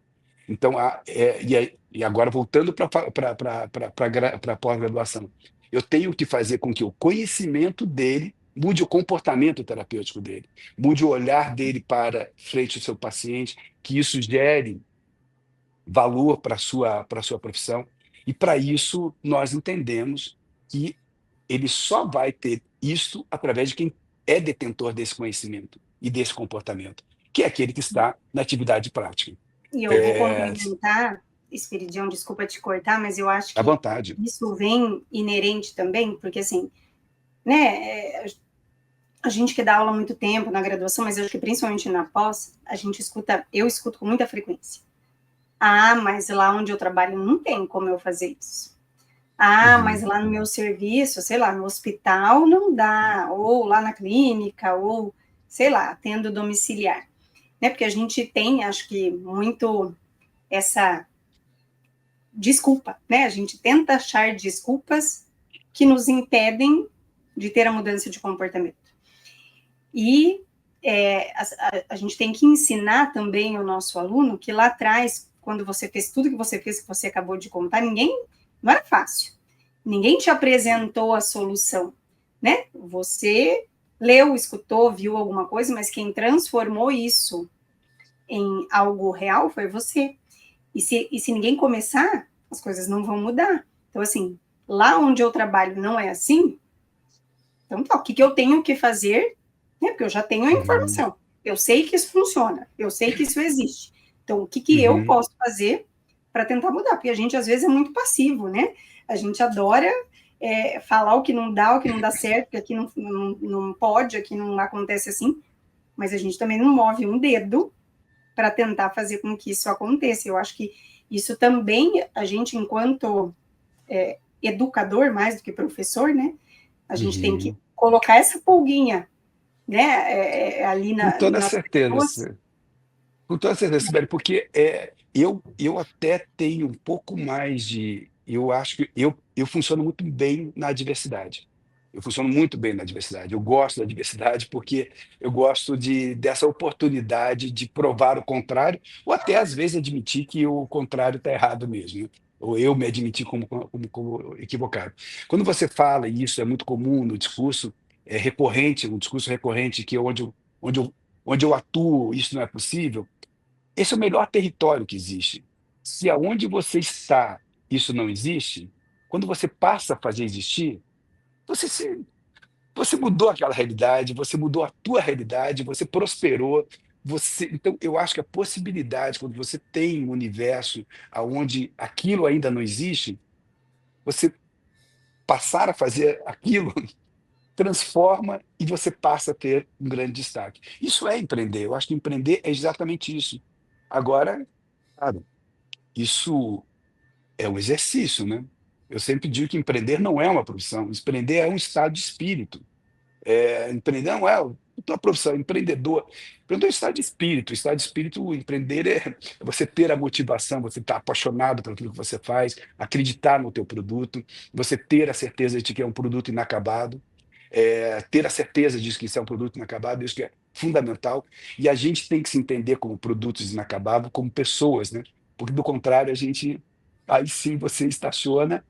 Se eu sou uma obra acabada, eu não tenho mais o que fazer, né? Porque já estou na plenitude e eu acho que a gente volta então para as nossas, para a inquietude que nós falamos anteriormente, né? E eu acho que é isso. E voltando para dentro da sala de aula, esse foi o propósito da Faculdade Inspirar. Hoje a faculdade está presente em 44 cidades no Brasil inteiro, então nós temos hoje 44 unidades por todo o Brasil. Temos uma unidade em Maastricht, na Holanda, onde a gente tem lá um polo, junto com a professora Maura Seleme, onde a gente tem ali vários cursos que acontecem, que a gente consegue internacionalizar, levar nossos alunos para lá, ou alunos de lá que vêm para cá.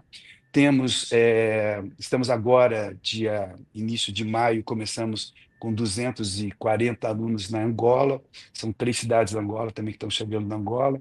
Então, isso sempre nos motivou.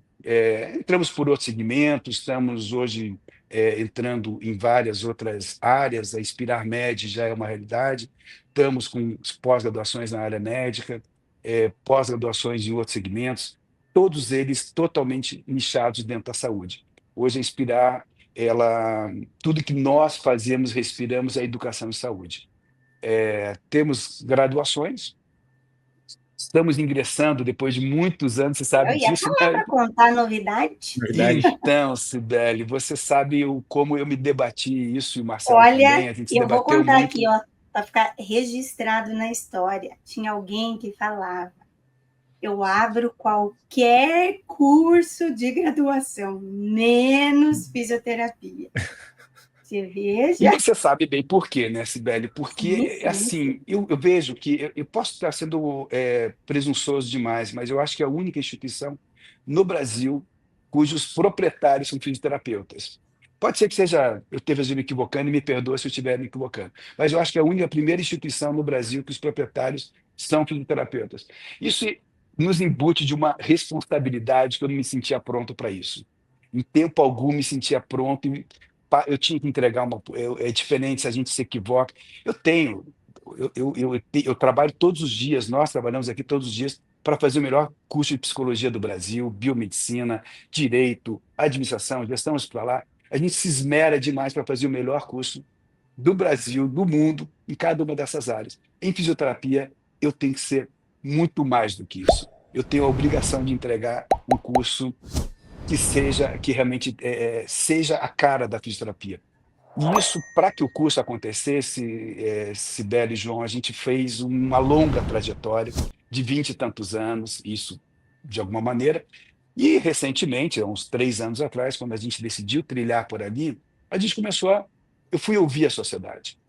E eu digo, escute aí a Angélica Ludovico, que está hoje na nossa direção acadêmica, fomos ouvir sociedades, qual é o perfil do egresso que você tem? Conversei com a Miriam Calheiros, recentemente, da Abrapim. Miriam, qual é o perfil do egresso? O que você quer que forme dentro de uma graduação?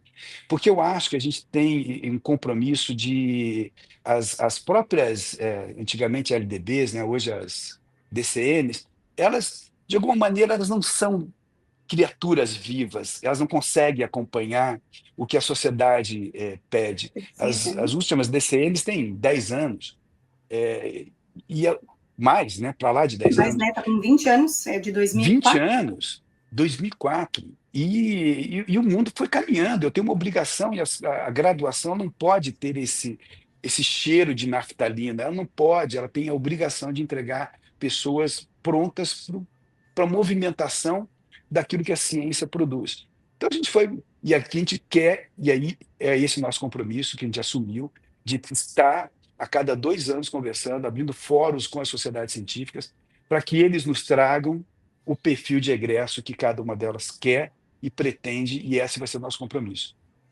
Brigar para que a gente 2002, possa... pior ainda, não é nem A DCN é 2002. É número 4, acho, de 2002, né? Eu estava com 4. A DCN é de 2002.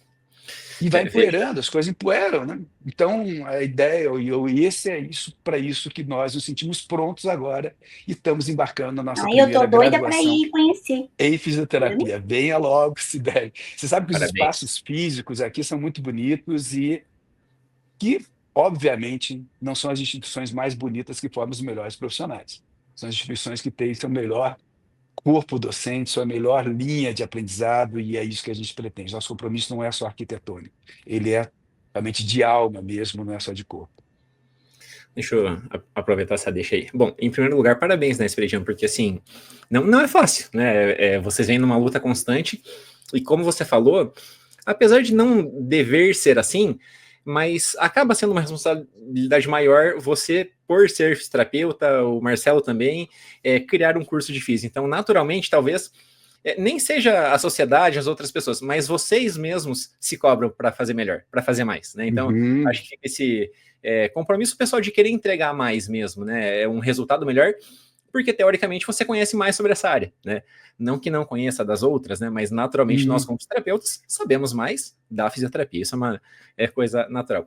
Mas deixa eu fazer umas considerações sobre o que vocês estavam falando antes.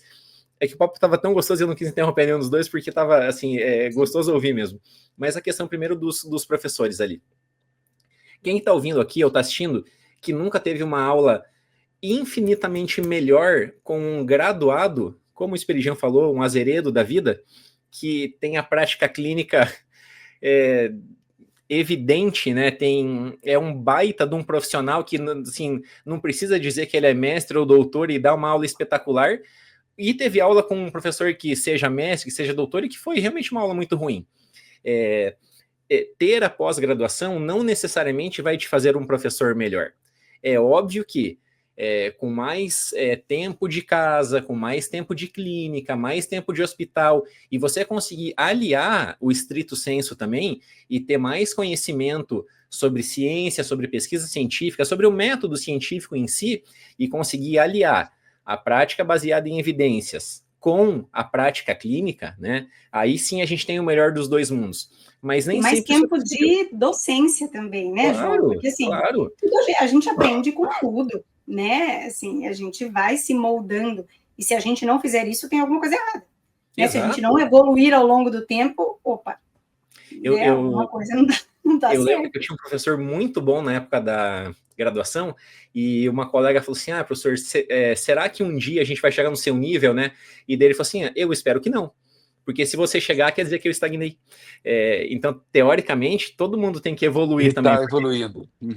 Porque assim, não é porque eu já tenho uma boa prática clínica, eu tenho conhecimento de evidências e eu tenho tempo de docência que eu tenho que parar. Assim, a zona de conforto é o pior fator nesse mundo acadêmico, né? E a gente sabe que tem muito professor acomodado, e isso eu faço uma meia-culpa para todos nós que somos docentes, nós três aqui somos. Isso é fácil, né, João? Porque a gente entra numa rotina, você tem, né, são tantas coisas que a gente tem que fazer, e às vezes a gente não se dá conta, né? Porque te chamam para dar uma aula aqui, uma aula ali.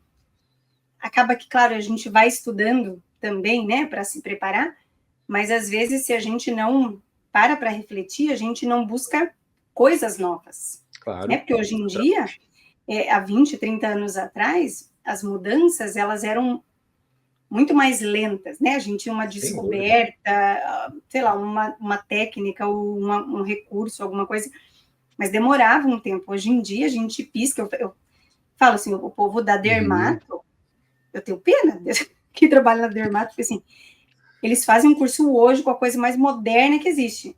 Semana que vem, esse já é obsoleto. A gente está num tempo que o presente virou obsoleto, né?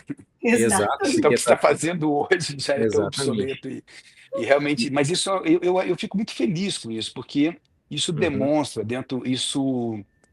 demonstra que a ciência está caminhando. Porque para tornar algo obsoleto, só quem traz essa premissa de que o A é melhor do que o B é a ciência, não existe outro caminho.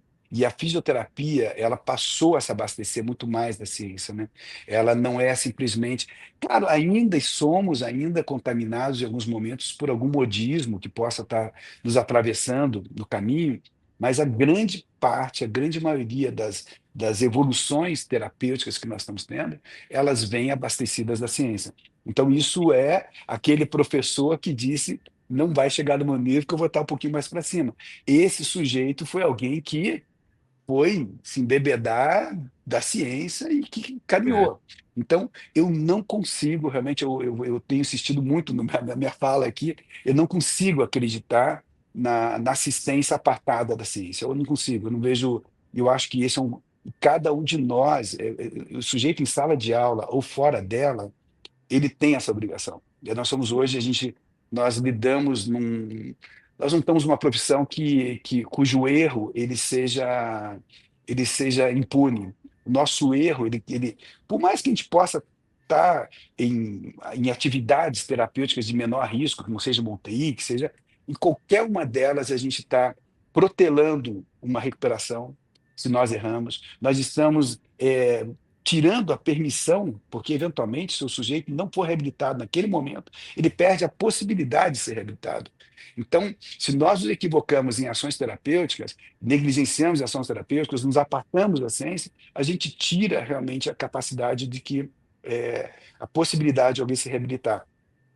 E nisso tudo a gente emenda num outro propósito, né? Que se hoje a gente tem esse universo, esse triângulo perverso que é operadora de plano de saúde, prestador e usuário, os três insatisfeitos, e realmente estamos insatisfeitos. As operadoras não estão bem, o usuário não está satisfeito e os prestadores de serviços também não estão satisfeitos.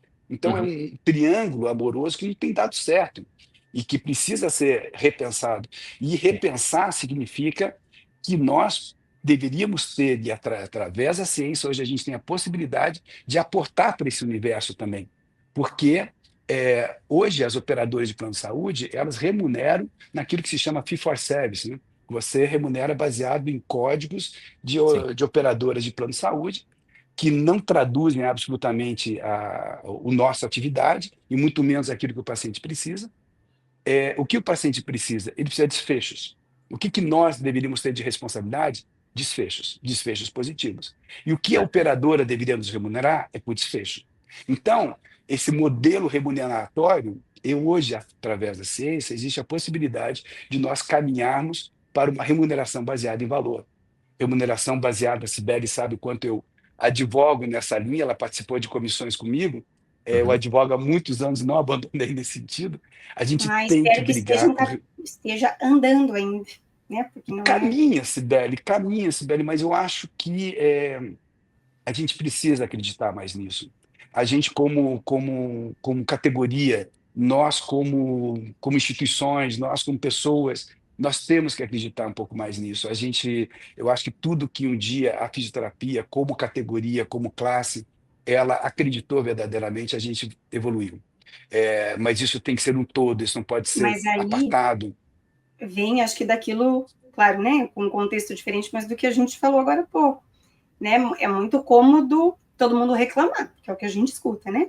Uhum, Fisioterapia, não, né, eu não tenho como viver da fisioterapia, eu ganho mal, né, não importa se eu trabalho em hospital, se eu trabalho em clínica, e a gente vê mesmo quando a pessoa é autônoma, né, ela consegue ainda reclamar, né, se ela que uhum, determina o quanto ela vai ganhar, mas ainda existe a reclamação.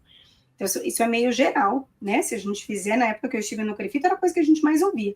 A gente reunia, não importava a pauta, mas chegava nesse assunto. Mas Remuneração. aí a pergunta sempre: quantas destas pessoas se propuseram a tentar mudar, né? E uhum, pior ainda, eu te digo, sabe? Foram decepções, não digo negativas, né? Porque a gente aprende com tudo, mas foram decepções que eu tive quando eu estive no conselho, de a gente tentar propor e a própria pessoa que reclamava, ela vai e acorda.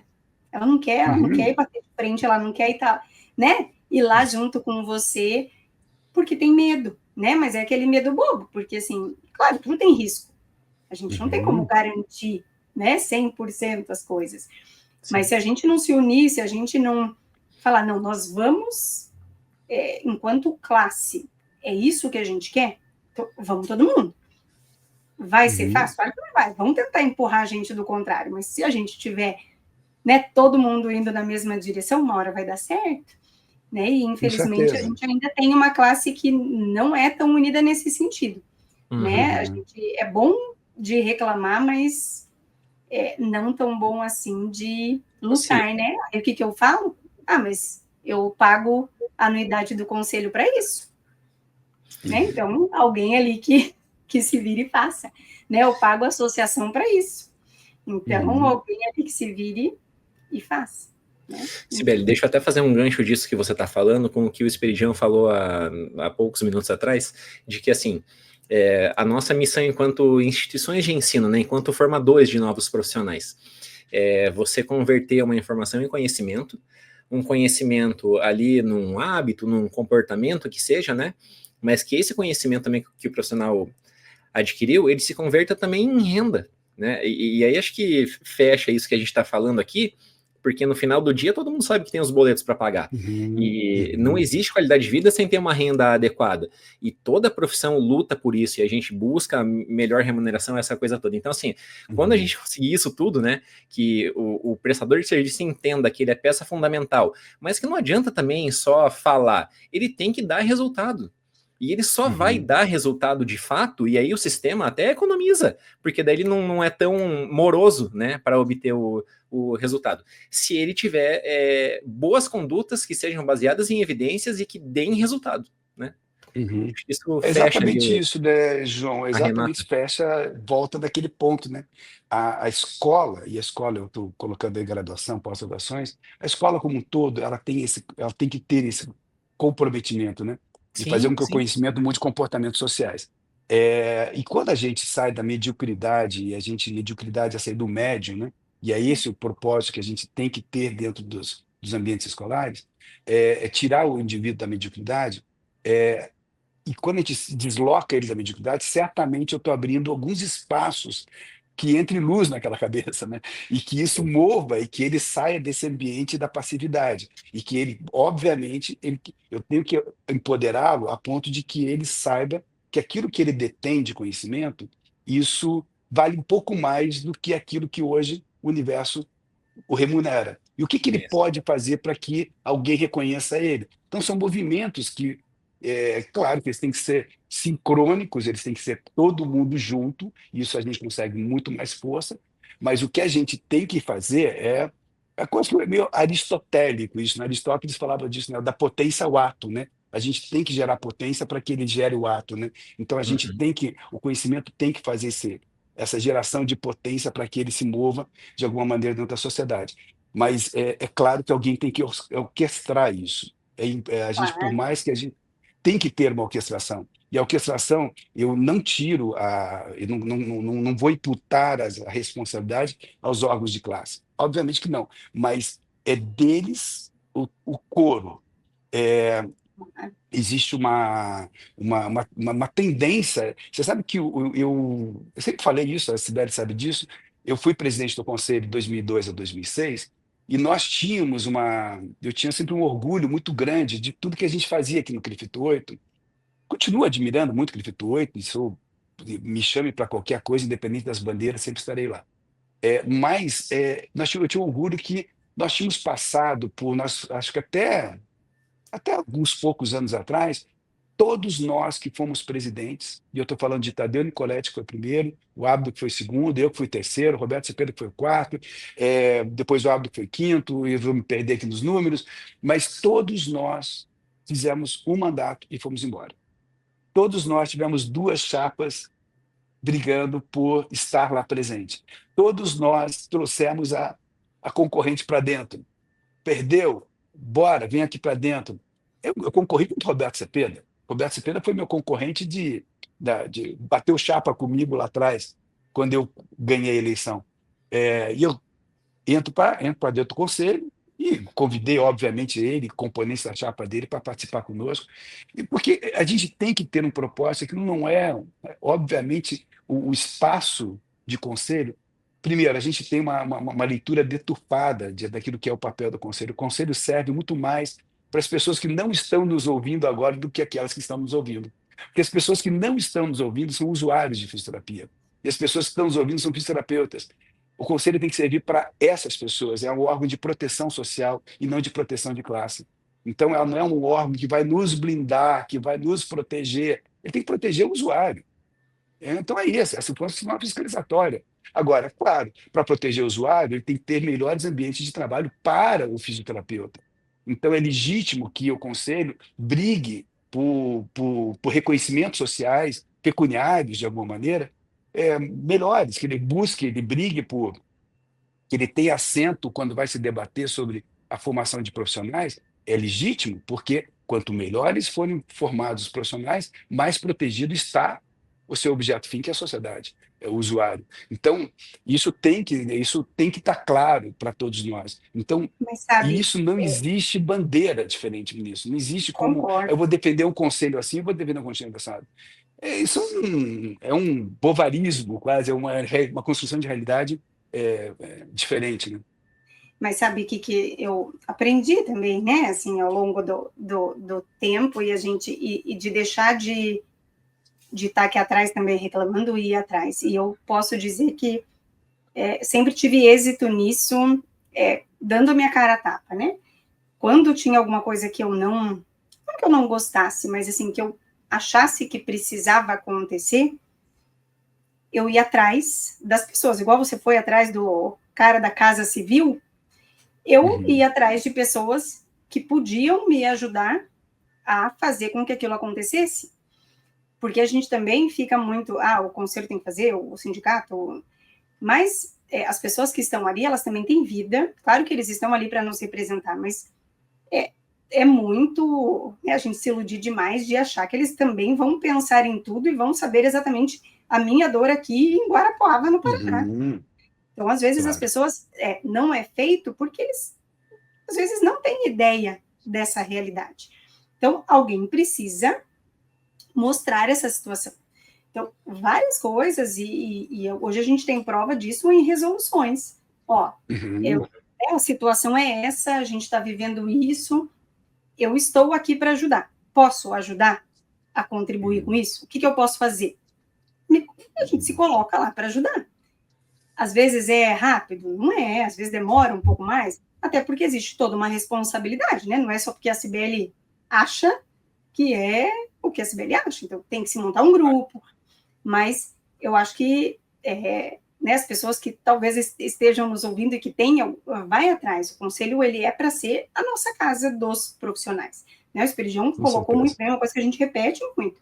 O conselho ele existe para proteger a sociedade, mas para isso ele precisa preparar os profissionais, né? Munir ali os profissionais e talvez proteger dos maus profissionais do que dos bons, né? Com certeza. Mas isso é indiretamente, né? Mas o conselho ele é a nossa casa. Então, independente se é o 8 aqui no Paraná, se é o 1, o 2, tente, né, se aproximar, ir atrás e explicar e se colocar à disposição para ajudar. Não vai ganhar nada, né? Isso é uma coisa que eu deixo claro. As pessoas acham que trabalho no conselho, fica rico. Não ganha. É um trabalho voluntário.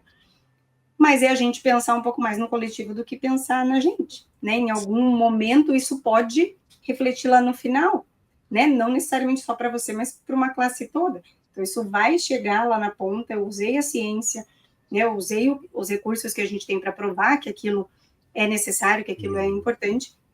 E na minha cabeça não existe como isso no final não ser revertido em uma boa remuneração. Né? Se a gente pensou em todo Aí esse eu detalhe. tenho, pois é, eu tenho, cara, eu estou me sentindo muita vontade. Então, eu me sentindo uma vontade, eu vou abrindo aqui algumas coisas. Você sabe que eu tenho até, já provocava isso na gestão anterior, e hoje provoco também o Sandroval nesse debate. Eu acho que existe um compromisso que tem que existir do Conselho com relação a alguns aspectos, né? Nós temos hoje um Conselho que legitimamente briga e tem conquistado importantes vitórias na retenção da proibição do ensino à distância dentro da graduação. Eu acho que eles têm sido muito vitoriosos em bloco dentro da saúde, isso tem funcionado muito bem. Mas, ao mesmo tempo, é um contrassenso que esse mesmo conselho, que não tem legitimidade, ele não teria legitimidade para brigar na graduação, porque não é ele não arbitra sobre isso, ele é Sim. apenas um falador, ele não é aquele que tem legitimidade, mas que bom que estão indo muito bem. Aonde ele tem legitimidade, que é na recepção, no acolhimento daquele que já é profissional e em toda a documentação dele, o Conselho ele não faz distinção hoje sobre as barbaridades de cursos em AD de pós-graduação. E digo não a barbaridade de curso de pós-graduação, não me entendam mal aqui. Me entendam que um curso não pode ser uma Netflix, um curso não pode ser uma série que você assiste e você termina e você sai de lá com um título de graduação, de pós-graduação. Ele tem legitimidade. O Conselho Federal tem legitimidade para falar, isso aqui não. Isso aqui eu não vou registrar aqui dentro, porque você acabou de assistir uma série da Netflix e você se diz pós-graduado em ortopedia. O que eu quero dizer, eu não quero combater o ensino à distância absoluta, não me entendam mal. Eu sou extremamente favorável à democratização do ensino, eu acho que isso é um fator. Mas eu sou completamente combatente e sempre serei a que o ensino seja feito de forma passiva. Nós três aqui estamos conversando com uma intimidade que talvez eu não teria no ambiente presencial com 500 pessoas. Então, não é um instrumento. Aqui a gente consegue conversar muito, a gente consegue ter muito mais intimidade e trocas de ideias entre nós três do que eu teria com 500 pessoas presencialmente. E nós estamos no ambiente digital. Então, o ambiente digital ele funciona muito bem para o ensino. Mas ele funciona porque aqui a gente está tendo debate de ideias, a gente está tendo posições e contraposições. Trocas. Aqui a gente trocas. Isso é um ambiente vivo. O ensino não pode ter um aluno passivo e o suposto saber professor ele falando sem que o aluno possa, em um dado momento, falar, pera um pouco, como que é isso mesmo que você me falou? Eu penso diferente. Então, isso é ensino. Ensino é realmente uma mobilização de informações. Interação. Ele não é... É interação. O locutor, Troca o tempo interlocutor. todo. É troca. Sem falar toda a questão de manualização que algumas categorias, algumas áreas e a maior parte das nossas especialidades exigem que isso exista. Eu não tenho como formar alguém dentro da ortopedia sem que ele tenha pego um joelho. Eu não tenho como formar alguém em terapia intensiva sem que ele tenha entrado dentro de uma UTI. Então, é nesse sentido que eu sou muito combatente. Nós temos pós-graduações aqui dentro da Inspirar, várias outras instituições, com grande brilhantismo, de maneira online, mas que ela é ela é um momento, ela é síncrona, ela é com debate, é o aluno participando, e ela tem São momentos componentes presenciais. pensados para ser naquele momento, né? Para Assim, ser naquele momento e não tem, simplesmente aperta o play e, gente, claro. assista deitada na sala do autor. Gente, isso não é aprendizado, eu não consigo entender isso como aprendizado, entendo isso como um retrocesso de tudo que eu estava falando até aqui. A gente está transformando conhecimento em informação, e não informação em conhecimento. Eu estou trazendo informação. A entrega voltou a ser informação. Quando você assiste uma série de Netflix, você tem informações. Você não consegue processar aquilo e transformar aquilo em conhecimento. Então, nesse sentido que eu acho que o conselho ele tem total legitimidade, ele tem uma responsabilidade sobre isso. Hoje o conselho chancela cursos dessa natureza, e eu sou muito combatente a isso. Eu acho que isso é um compromisso, tenho provocado, já oficiei, já fiz de várias formas. Nós não podemos permitir essa... eu acho que Eu vou mais além, Espiridião. Eu entendo de novo, que eu acho que é o mesmo, só para as pessoas talvez não acharem que a gente também, né, às vezes tem conflito de interesse, não é isso. É a mesma coisa quando a gente busca auxílio do conselho para questões trabalhistas. Não é do conselho, mas isso não quer Não, dizer que o conselho não possa articular Intermediário. junto aos sindicatos, né? Então, assim, não é obrigação dele de cara, mas ele pode, ele tem intermediar. ele tem essa força para fazer isso. E quando ele faz, facilita, né? E aqui é exatamente a mesma coisa. A gente entende que existe um conselho, né, um Ministério de Educação, que muitas coisas o conselho, ele realmente, diretamente, não pode intervir. Mas como o Espiridião disse bem, os conselhos profissionais hoje, pelo menos da área da saúde, têm conseguido intermediar ali e reverter algumas situações muito desesperadoras, né, que a gente viu há alguns anos atrás. Mas eu vou mais além, e o João sabe que eu discuto muito, porque o João faz parte do... Como chama, João? INEP? Não é INEP? Isso, eu sou INEP, avaliador de cursos e eu vejo atrocidades Brasil afora. Isso acontece também no presencial. Eu falo, a gente hoje tem essa bandeira muito grande do EAD, porque, né, na graduação, o Espiridião comentou aqui que eu concordo em tudo que ele falou com a questão da pós-graduação, mas a gente também esquece de como estão alguns aí de graduação e de pós-graduação, mas principalmente de graduação no presencial, que na verdade é um teatro, né? E aí o Espiridião, que hoje né, ele tem um serviço, eu acho que você consegue diferenciar claramente, né?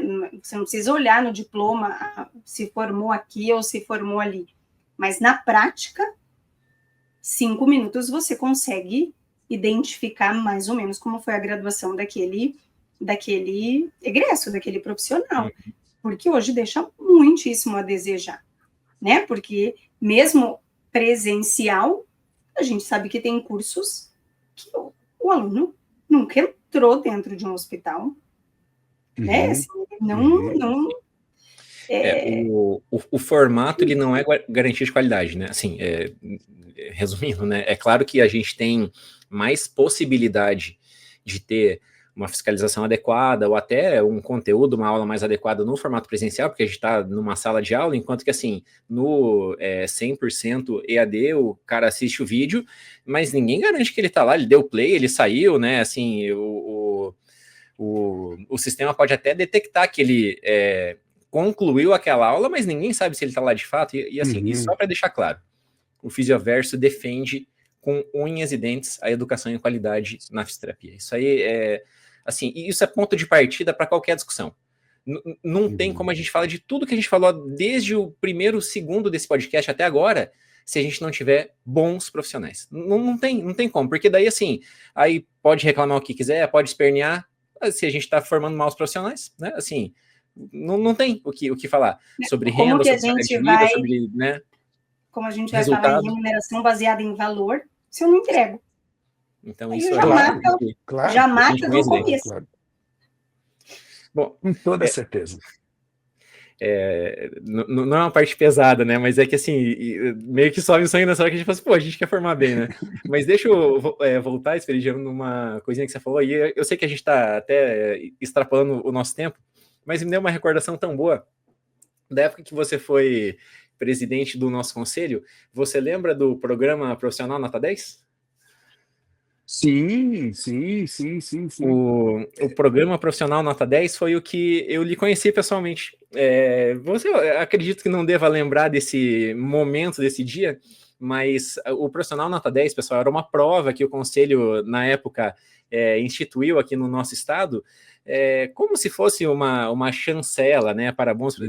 Vamos fazer um paralelo aqui com ter a OAB, né, assim, o advogado ter a OAB, aqui no CREFITO a gente teria essa aprovação na prova ali do profissional Nota 10, e eu participei, eu me formei e eu fiz a primeira edição dessa prova, e aí eu fiquei em 5º lugar.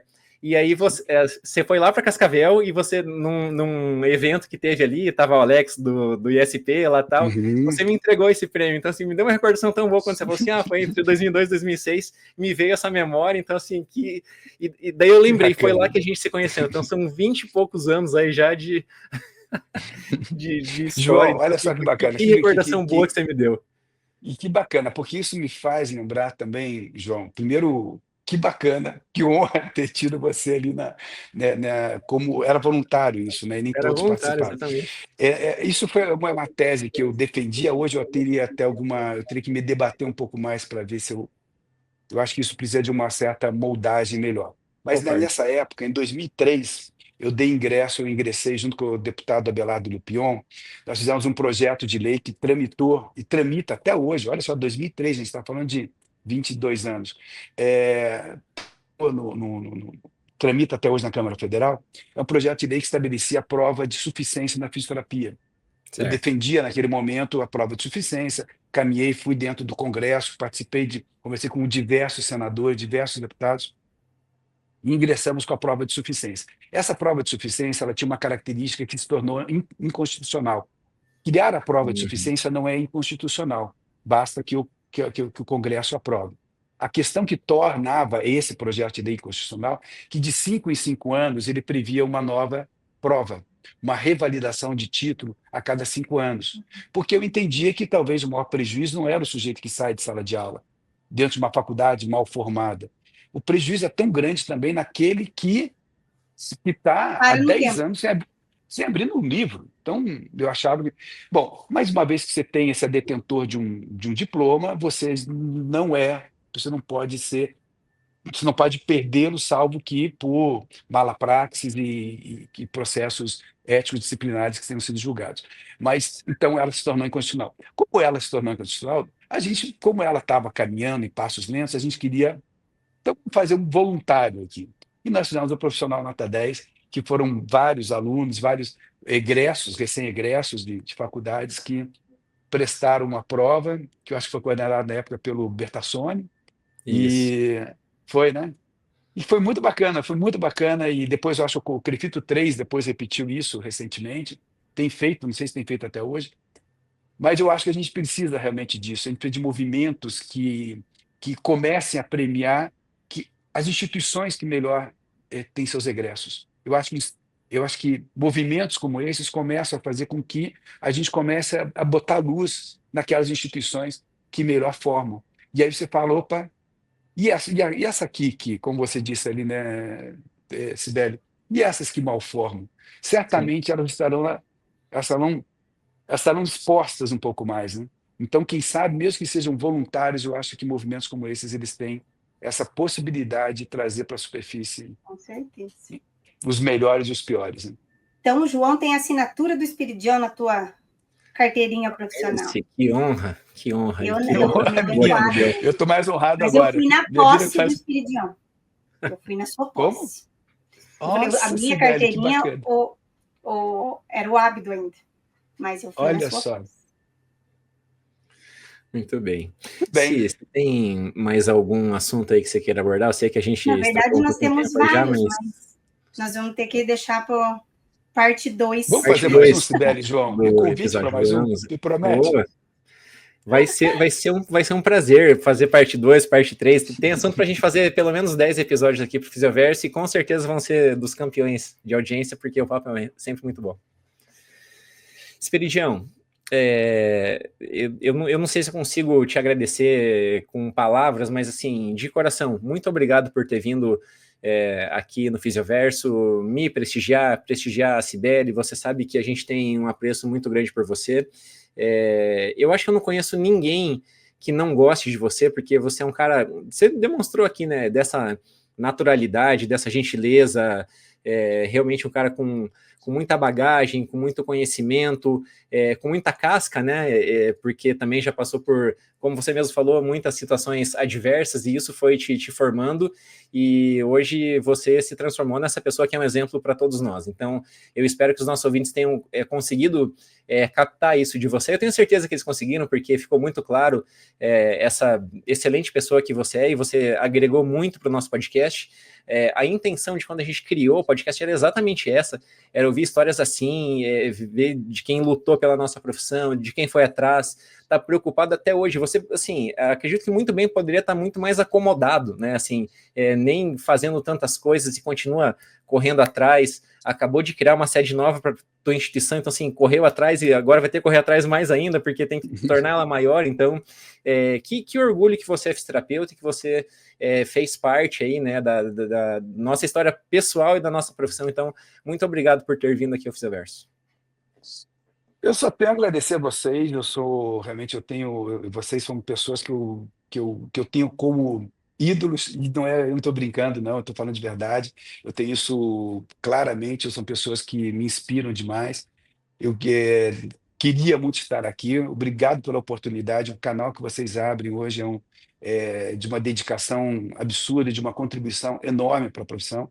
Nós precisamos de ambientes onde a gente possa falar um pouco das nossas histórias, debater, tomara que a gente tenha várias posições contrárias a tudo que foi dito. Eu acho que é ali que a gente cresce, e vocês permitem isso. Vocês têm trazido pessoas expoentes e com opiniões diversas, sem nenhum pudor. Vocês nos deixam muito à vontade. Eu tenho certeza que os ouvintes percebem isso, o quanto nós estamos muito à vontade na presença de vocês. Desejo que vocês tenham sucesso, desejo que vocês ainda me chamem para ter muita mais coisa. Sou tagarela pra caramba. Estou vendo que a gente já passou de 1h40, sei lá quanto tempo, mas obrigado, e que Deus abençoe o programa de vocês, e que vocês prosperem e me tragam de volta aqui. Amém. Bom, eu sou suspeita, né, para agradecer, e já faz tempo, né, João, que a gente estamos nos ensaiando para te convidar, mas que eu tinha certeza que acho que um episódio seria pouquíssimo para tudo que a gente, né, teria para conversar, de tudo que você foi e é, né, pela fisioterapia. De novo, sou suspeitíssima para falar, mas eu tenho certeza que, mais uma vez, a gente cumpriu aqui o nosso propósito, né, que quando a gente pensou lá atrás, né, acho que já deve fazer uns 2 anos, né, João, quando a gente começou a idealizar aqui o podcast, era isso, né, não que a gente não ache importante discutir aspectos técnicos, né, coisas técnicas da profissão, mas o nosso intuito era realmente fazer com que as pessoas conheçam a história de cada um, de como né, os nossos convidados, eles chegaram onde estão, e todo mundo, né, consegue perceber claramente que não é fácil para ninguém, mas não são pessoas passivas, né? Não são pessoas que pegaram ali o seu diplominha, sentaram numa cadeira, onde quer que seja, num hospital, numa clínica, e ficaram esperando as coisas acontecerem, né? Então, eu acho que inspirar os nossos ouvintes né, sempre foi um dos nossos grandes propósitos aqui, e mostrar também o quanto a gente escolheu uma profissão diferenciada, né? A gente fala muito, a gente escolheu o nome, né, de Fisioverso para falar do multiverso da fisioterapia, e cada episódio a gente mostra isso, né? A gente tem ainda muita coisa para fazer, né? A fisioterapia tem muito ainda a crescer, a gente tem muito ainda para mostrar para o mundo todas as milhões de opções que a gente tem e de fazer bem, né? Fazer bem o bem. E você, com certeza, brilhantou mais ainda esse nosso propósito. Então, já fica o convite aqui, nós podemos até fazer uma visita pessoal e gravar pessoalmente agora na casa nova, conhecendo o curso novo, olha só. Não estamos Venha, tão tem um longe. estúdio maravilhoso, você vai adorar, Sibeli, a gente grava no nosso Pronto. estúdio. Então, pode marcar, já pode, se quiserem desligando aqui, pega o carro e vem. Pronto, também Fechou. não é assim, não é assim. O João tá de férias, eu não. Você tem também 3 para cuidar também, né, Sibeli? Tem 3 para cuidar. Não é fácil. 3, um marido, uma mãe, então não tá assim tão ligeiro. Muito Então, a gente não combinou antes, mas eu fechamento que a gente faz um tchauzinho, né? Que é o abraço inicial, que a gente levanta as mãozinhas, eu não sei se você conhece, e depois a gente E aí? Então, a gente vai Levanta fazer a um mãozinha. 3, 2, 1, e daí a Tá. gente faz o nosso fechamento. Isso aí. Então, vamos Ok. lá? Tchau, 3, pessoal. 2, 1. Levanta lá o bracinho. Um abraço e até o próximo episódio. Tchau, tchau.